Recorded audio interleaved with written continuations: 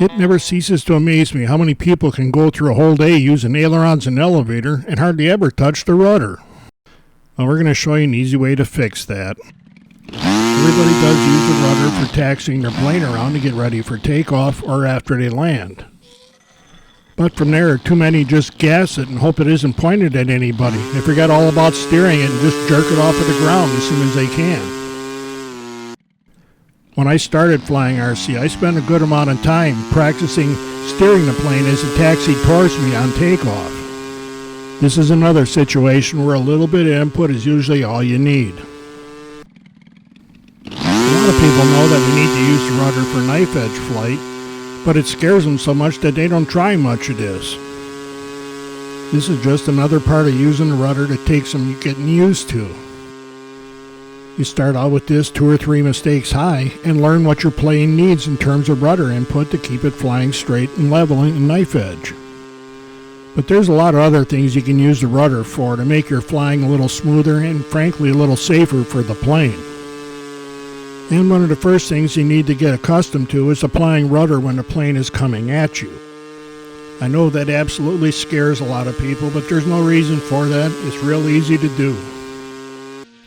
When the plane's coming at you, imagine pushing the tail of it with the rudder stick to turn the nose in the way you want.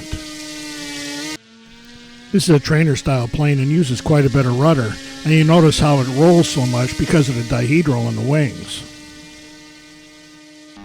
And when the plane's upside down coming at you, we push on the nose of the plane with the rudder stick. And when it's going away inverted, we push on the tail. This is a good practice routine that I did to get used to doing this before I tried it with my real airplanes. This can be pretty difficult with a trainer type plane, but there are some that will do it.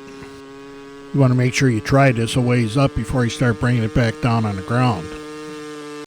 A good place to start with the rudder is to take your plane up 2 or 3 mistakes high and then start playing with the rudder and see what happens. Start out giving it a little bit of rudder and then slowly increase the amount to see what happens with your plane. And from the start, use right and left rudder. Everything we talk about doing in here, you need to do both ways to get used to that, because you have to fly both ways in real life.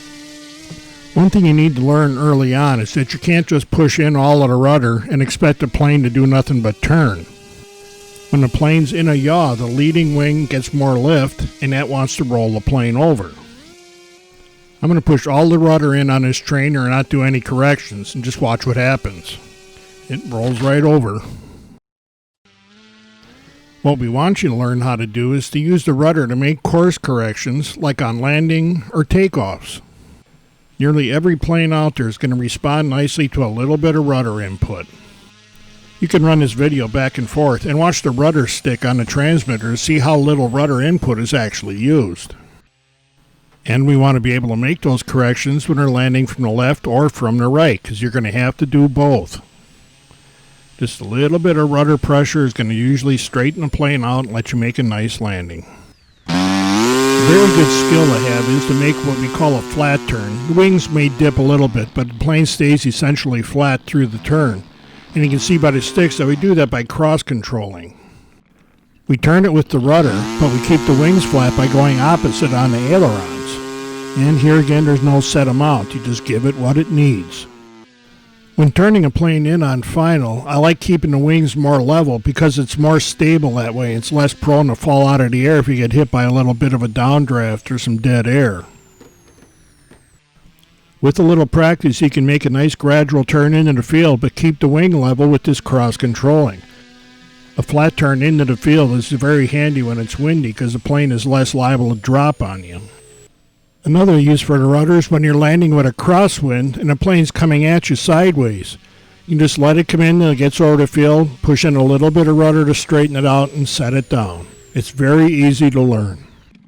And when you get comfortable with the rudder, you can use it with other controls to do strange things near the ground and make everybody think you're about to crash. Of course, if you get too carried away, you probably will crash, but you'll look very cool doing it.